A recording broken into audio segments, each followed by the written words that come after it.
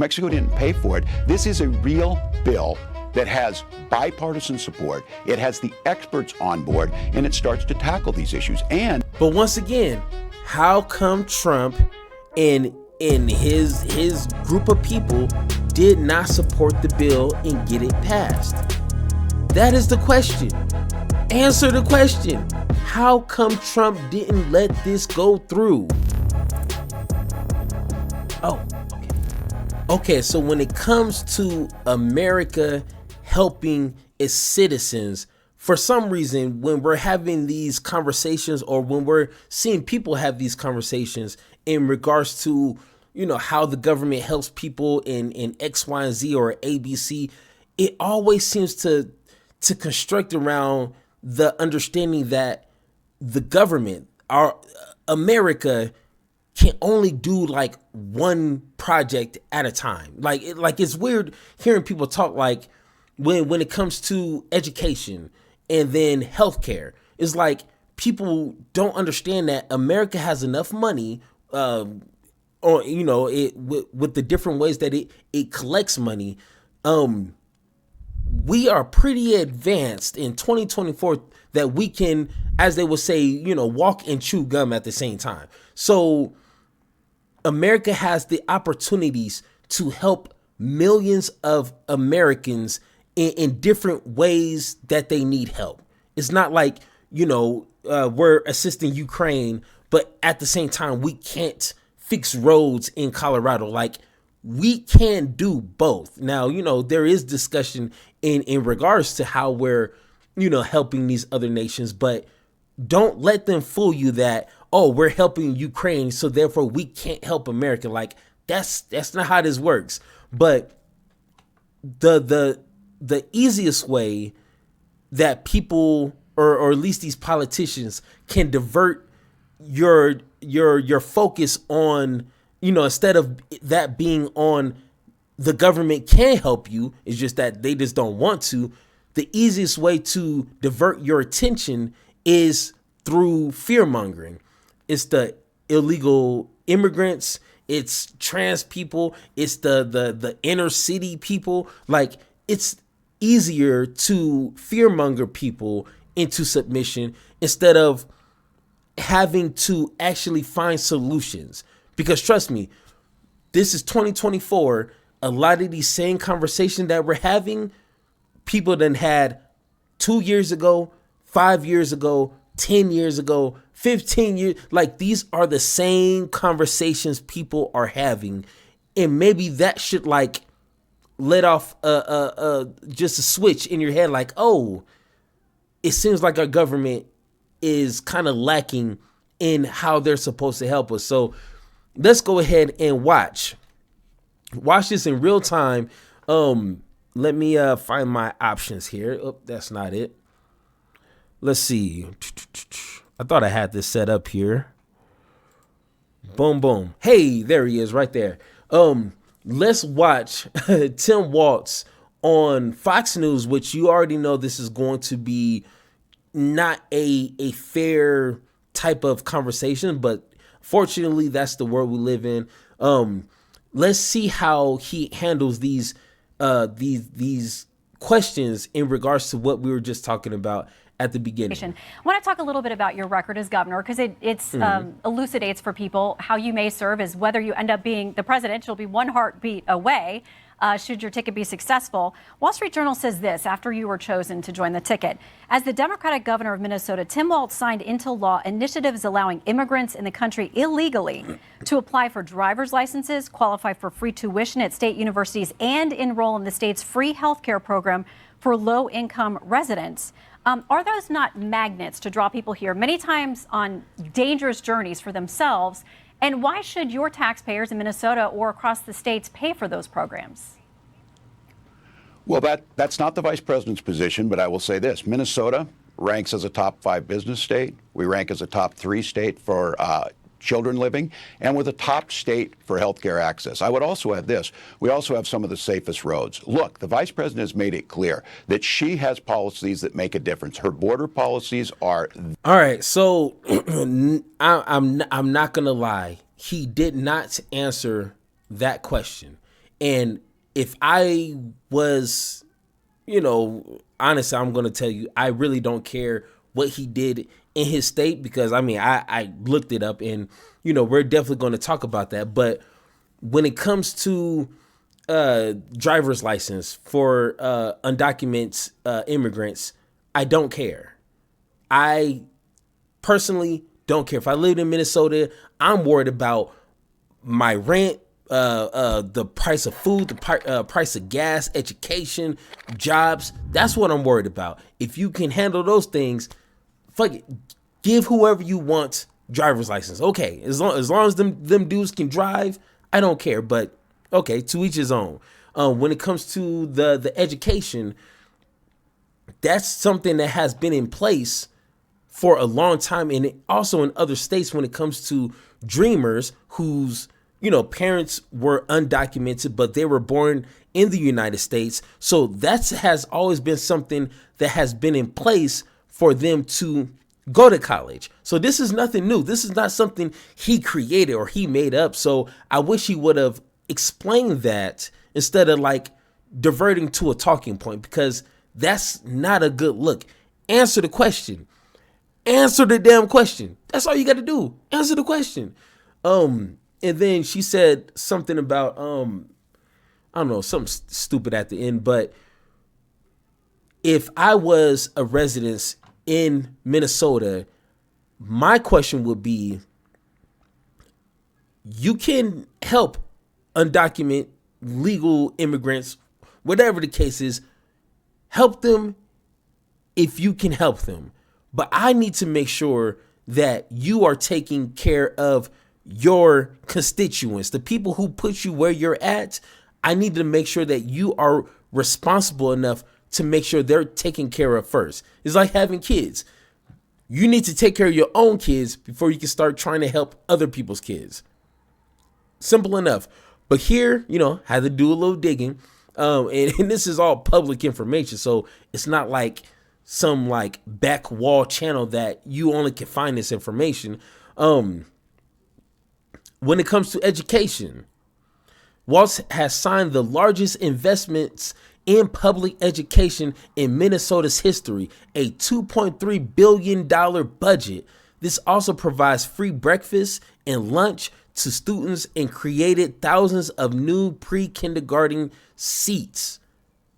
That's a pretty big deal. So if dreamers can get assistance to, go to college, and Walz is also implementing Minnesota's biggest budget in regards to education, that sounds like a win-win to me, baby. Why are we upset at that? All right. Public safety. Since we want to talk about, undocumented people driving or getting driver's license, Walz has secured $300 million for public safety initiatives across the state. He also passed laws that expand gun control.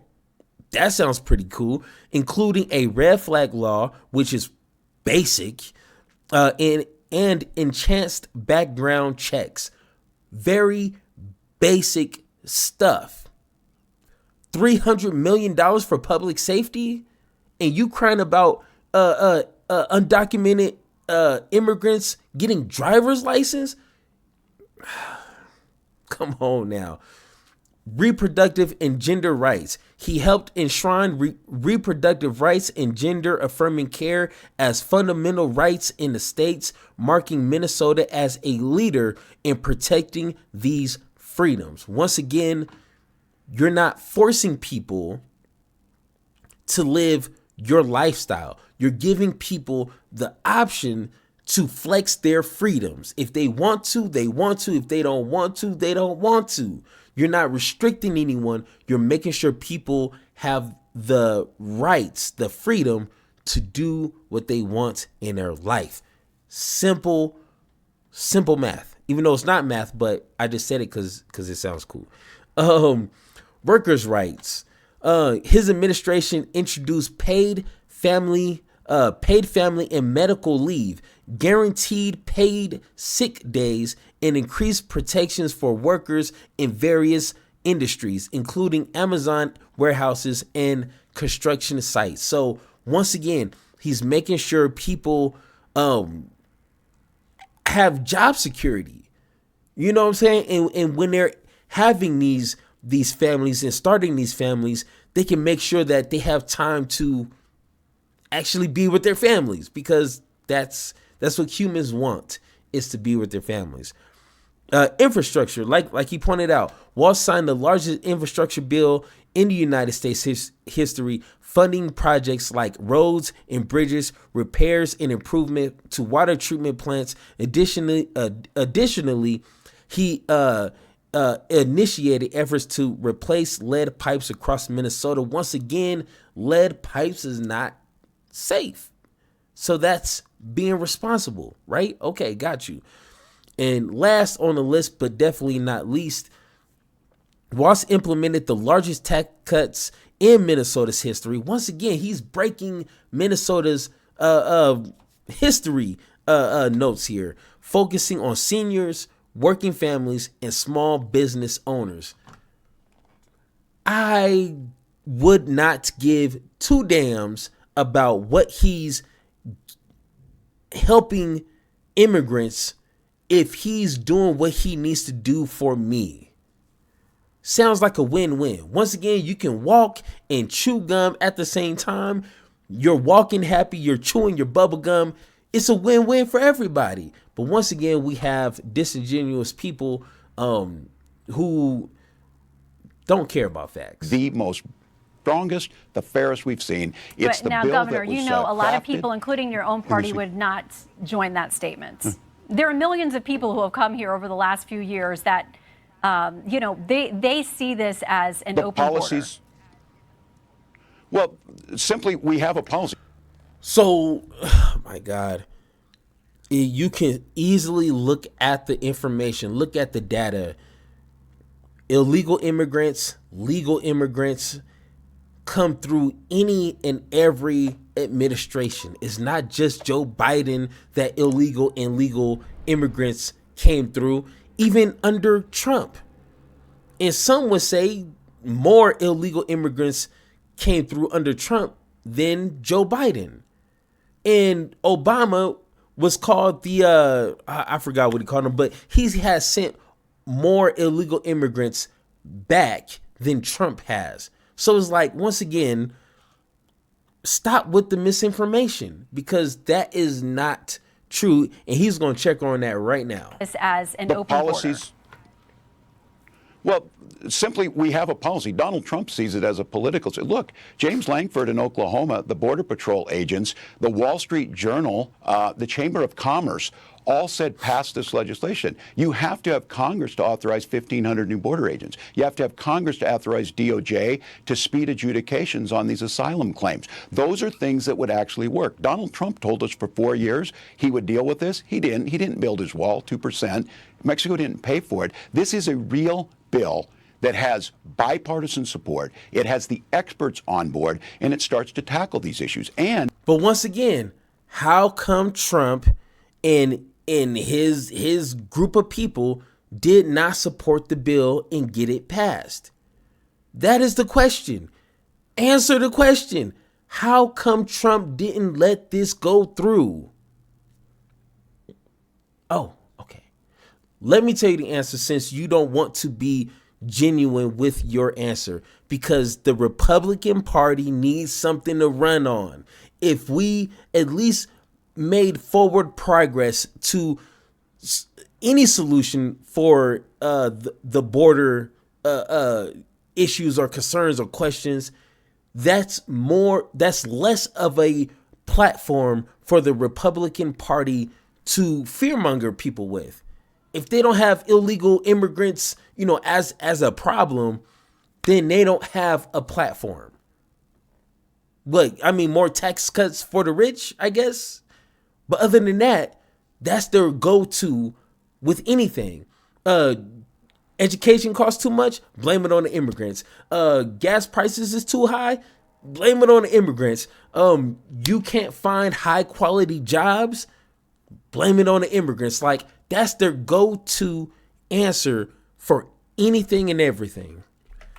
We don't have to resort to demonizing people. We don't have to resort to making up or crafting stories, as Senator Vance said he did. Those things Simple. were not happening in Springfield, but it doesn't mean that we can't pass a piece of legislation to strengthen our border. That's what Kamala Harris is talking about. Well, She's talking Governor, about solving the problem. That piece of legislation does include the wall that you guys have been so, you've disparaged that. I mean, the vice president has as well. So I don't know if she really intends to move forward with that. But it was negotiated by 3 or 4 senators. But that doesn't matter. If Trump wanted to build that wall, which first off, he said that Mexico was going to build that wall. So where the hell is the check at, Donald Trump? Where is this check that Mexico was supposed to send to build this wall? Okay. Anyways, if part of that bill was to continue building that stupid wall, how come this is something that wasn't passed? I don't know, man. That's the $1 million question. And many Republicans came out against it long before President Trump indicated he didn't like it either. Listen, before we go, because I wish that we had a full hour. The most hardcore Republican helped craft that bill. If he helped craft the bill, I don't care what other Republican didn't think it was a good idea. Get the thing passed. I don't know, man. I want to give you a chance because you called yourself a knucklehead this week to talk about some of your misstatements. Yes. You've modified your story or explained that you misspoke about things involving your military rank, about carrying a weapon in war, your 1995 DUI arrest, using IV. Okay, here's a hint right here. I do not care about this. I don't care about his military rank. I don't care about carrying a weapon in war, the 1995 DUI. I don't care. Just get my life. If I lived in Minnesota, get that squared away. If you can do that, hey, you can say that you fought in World War I. I don't care, bruh. Just make sure that what we put you in charge to do, you're doing. If you're doing that, hey, you can say that you went into outer space and you fought along with the Avengers to take down Thanos. Hell, I will even support that story. I don't care. But once again, we live in a society to where we just want to make a story out of stuff that does not hold substance and does not help the American people with anything. With him visiting Hong Kong at 1989, if it was 1990 or 1980, how is that helping people pay their bills? I don't know, but maybe that's just me. If you guys disagree with anything that I said in this video, let me know in the comments down below. And like always, let's have that conversation.